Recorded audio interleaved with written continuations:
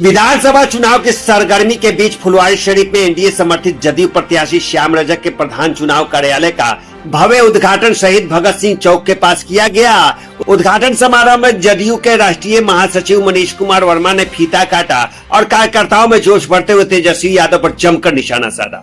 वर्मा ने कहा कि तेजस्वी यादव अभी राजनीतिक रूप से पूरी तरह से अपरिपक्व हैं। वे हर मोर्चे पर असफल रहे हैं और बिना ठोस योजना के लाखों नौकरियां देने का वादा कर रहे हैं, लेकिन यह नहीं बताते कि उसके लिए धन कहां से आएगा। उन्होंने दावा किया कि नीतीश कुमार और प्रधानमंत्री नरेंद्र मोदी के कुशल नेतृत्व में बिहार में एनडीए की लहर है और जनता अब तेजस्वी के झूठे वादों में फंसने वाली नहीं।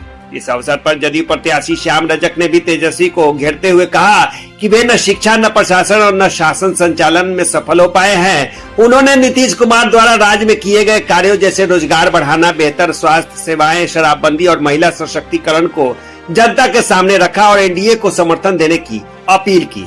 कार्यक्रम में बिहार राज्य सिया वक्फ बोर्ड के अध्यक्ष अफजल अब्बास, नगर परिषद अध्यक्ष आफ्ताब आलम, वार्ड पार्षद मोहम्मद मिनहाज, प्रखंड अध्यक्ष राम प्रवेश सिंह, भाजपा नेता हरेंद्र सिंह, फजल इमाम सहित बड़ी संख्या में कार्यकर्ता मौजूद रहे। गोपाल रविदास भी इस बात में दावा कर रहे हैं कि फिर से हम ही आएंगे, श्याम रजक जी का कोई हवा नहीं है। देखिए, हवा की बात मैं नहीं करता हूं, जनता काम को देखती है और पिछले 5 सालों में जिस तरह से विधायक जी ने काम किया है, जनता उनसे बहुत निराश है।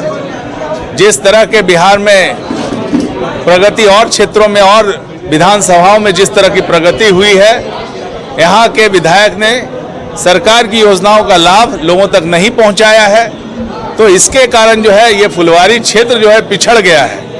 अब श्याम जी आए हैं, इनको बहुत अनुभव भी है।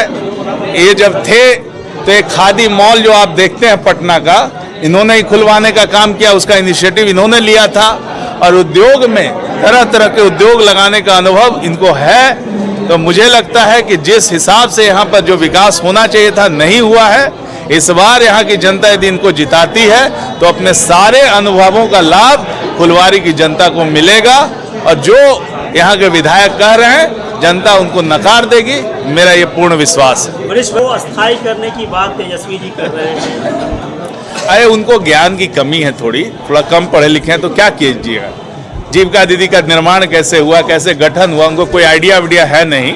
और ऐसे ही अब जो व्यक्ति ये कहता है कि हर परिवार को हम सरकारी नौकरी देंगे, तो भाई उसको पूछ लीजिए कि आपका कहीं नौकरी लगेगा, कहीं अप्लाई करके देख लीजिए, उनका नौकरी कहीं लगने वाला है। एक को जगह वो अप्लाई करने के लायक नहीं है, तो क्या सबको कराएंगे। छोड़िए उनकी बात, ये सब बात पे जनता ध्यान नहीं देती है, समझती है। क्या करना चाहिए आपने देख रहे हैं। और मैं जो बात आप सवाल उठा रहे हैं, मैं जनता पर छोड़ता हूँ और आप पर छोड़ता हूँ। किसी भी इलाके में आप जाइए, पता चल जाएगा कि किनका क्या स्थिति है, वही जवाब दे देगी। आप पूरी तरह से आश्वस्त हैं? मैं पूरी तरह से आश्वस्त हूँ। कई हजारों वोटों से हमारे मतदाता जो है वो अपना सेवक चुनने का काम करेंगे।